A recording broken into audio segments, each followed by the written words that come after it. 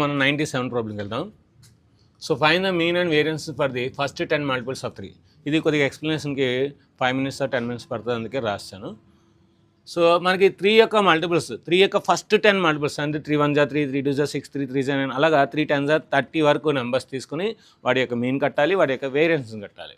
So mean కట్టాలంటే ఏంటి? Some of the observations by number of the observations. Number of the 10 కనుక 10 రాశాను, 3 + 6 + 9 + ఇవన్నీ యాడ్ చేస్తే 165 వస్తుంది. 165ని 10తో డివైడ్ చేస్తే 16.5. ఇక్కడతో మీన్ అయిపోయింది. ఇంకా వేరియన్స్ని కావాలి. వేరియన్స్ అంటే ఏంటి? మనకి sigma xi - m whole square by n అంటే మాడ్యులస్ని హోల్ స్క్వేర్ చేస్తే అప్పుడు మనకి ఎంత డివైడ్ చేస్తే వస్తుంది.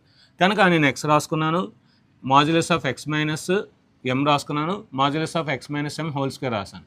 ప్రతి దాంట్లో ఈ మీన్ తీసిలే. సో తీసి 13.5, 10.5, 7.5. సో ఇలా మనం డిఫరెన్స్ చేస్తే ఇది వస్తుంది.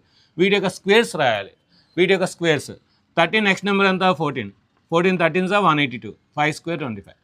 10 నెక్స్ట్ నెంబర్ ఎంత? 11. 11 10s 110, 5 square 25. 7 నెక్స్ట్ నెంబర్ ఎంత? 8. 8 7s 56, 5 square 25. 4 నెక్స్ట్ నెంబర్ ఎంత? 5. 5 4s 20, 5 square 25. ఆ విధంగా చేస్తే వీటి యొక్క స్క్వేర్స్ వచ్చాయి. ఇవన్నీ యాడ్ చేస్తే 742.5 వస్తుంది. మనకేంటి? Sigma square is equal to sigma modulus of xi - m whole square by n. ఈ వాల్యూ ఆల్రెడీ మనం వచ్చింది కదా, 742.5. మొత్తం ఎన్ని అబ్జర్వేషన్స్? 10 అబ్జర్వేషన్స్. దీన్ని 10తో డివైడ్ చేస్తే 74.25. ఇది మనకి మోడల్ పేపర్ 2లో ఇచ్చాడండి. చాలా ఇంపార్టెంట్. ఇది వచ్చే అవకాశాలు అయితే 99.99% ఉంది. అందుకే మీకు